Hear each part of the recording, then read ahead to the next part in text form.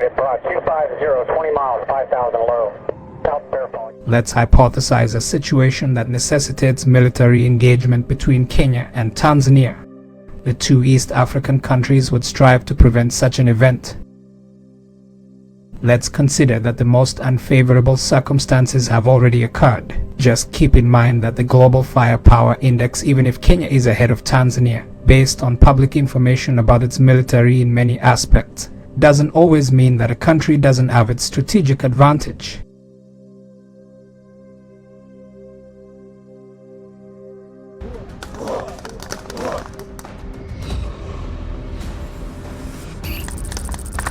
We can get a better assessment by understanding how the country is responding to emerging threats and evaluate their overall preparedness.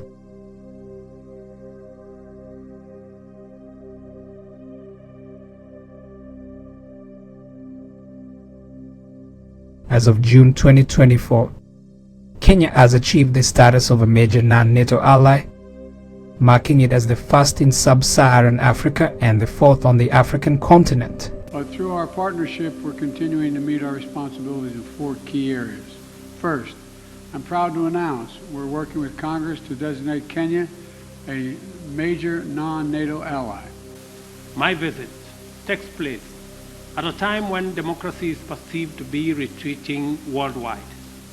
The accelerating drift towards regimes indifferent to democratic values is a deep concern to us.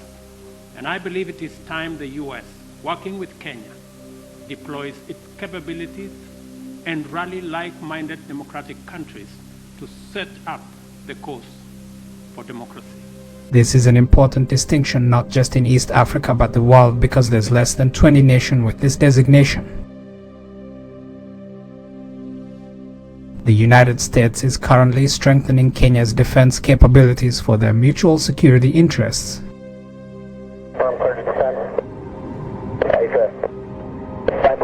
Target is stand 4, Bravo 65, 20 low. Everyone. The government of Kenya over the decades has continued to modernize its military capabilities through significant investments in cutting-edge weaponry and advanced equipment. For instance, Kenya recently ordered mine-resistant ambush-protected vehicles, aerial surveillance kits, and personnel protective gear, which arrived in Nairobi earlier this year. The Kenyan government, committed to this strategic initiative, is set to allocate a total of 37 billion for a comprehensive modernization efforts. In addition to the procurement of drones and military vehicles, reports suggest that the Ministry of Defense has placed orders for newer aircrafts to upgrade its capabilities in aerial missions. However, due to the inherent lead time associated with aircraft acquisition, the arrival of gunship helicopters is anticipated to be delayed until early 2025. To bridge this interim gap, the Kenyan government has undertaken the task of upgrading existing military aircraft for use while awaiting the delivery of the ordered helicopters, driven by escalating concerns about national security challenges. Kenya opted to expand the budget, demonstrating a resolute commitment to providing its military with the necessary resources for enhanced defense capabilities. Kenya is a key supporter of United Nations peacekeeping efforts in the international system. Kenya has over the years remained receptive to requests to contribute to peace operations based on the consent of the parties in the host state, therefore demonstrating experience and professionalism in military operations. This is obviously something lacking within Tanzania's forces. As I speak, Kenyan Defense Forces are in Somalia under the African Union Transitional Mission academies and some in DRC. Both America and the British already have a base in Kenya, which should be factored into consideration for strategic operations. This is something that would be a challenge to threat actors, but that's not even all. Kenya is in the final stages in purchasing an Israeli advanced air defense system. The focus is now on the Rafael Spider from Rafael Advanced Defense Systems. According to the current report, Kenya, which like its neighbors perceives a growing need for air defense systems, something which Tanzania lacks. Kenya approached Israel as the country known for having the best such systems. The Spider defense will be financed through a $1 billion loan agreement with Tel Aviv in response to escalating security concerns in the Gulf of Aden, posed by Houthi rebels and the Al-Shabaab group.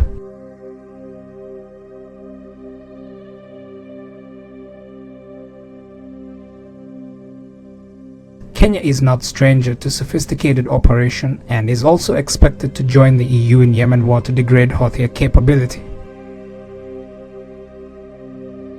The Global Firepower Index positions Kenya ahead of Tanzania, but this may not actually be reliable. Rankings are based on public information, so it's wise to never underestimate your opponent. As part of the goodies, Kenya is expected to receive US-manufactured military weaponry as announced by President Joe Biden's administration following the state visit by President William Ruto to the White House. Kenya will add to its defense stockpile 16 advanced military helicopters, plus 8 Hueys, and another 8 MD-500 to add to its stockpile of Kenyan Defense Forces weaponry, as Kenya has been designated a major non-NATO ally. But this will not be all. The US-manufactured choppers are expected to arrive in Kenya towards September 2024, according to US Department of Defense announcement.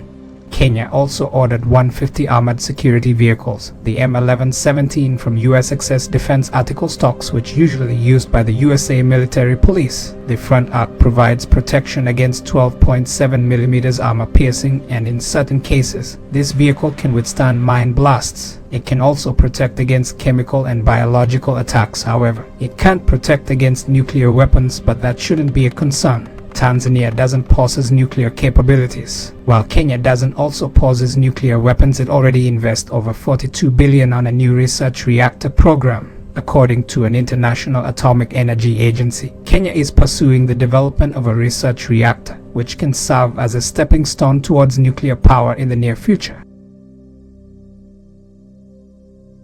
Kenya's defense budget is estimated to reach $10 billion by the end of this year. This clearly demonstrates Kenya's ability to invest in a robust security, while Tanzania only accounts for just 10% of that. As a major non-NATO member, Kenya will collaborate with NATO members' collaboration on counterterrorism, deepening their information sharing efforts. While the US is not treaty-bound to come to major non-NATO countries' defense as it would be with actual NATO allies, this status allows Kenya to obtain more advanced weaponry from the USA and engage in more sophisticated security cooperation with NATO. Kenya is now expected not just to be the strongest military in East Africa, but one of the strongest forces in Africa.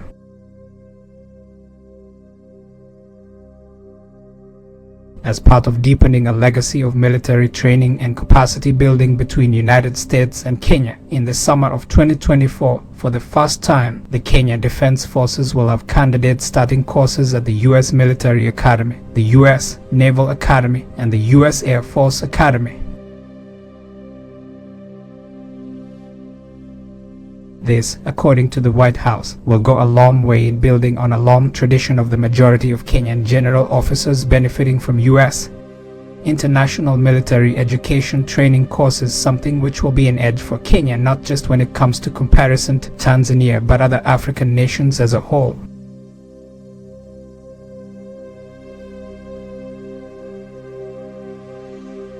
The US military currently has 7 advisors in Kenya supporting Kenyan aviators, and for the first time, the United States is providing a strategic logistics advisor to Kenya's Ministry of Defense.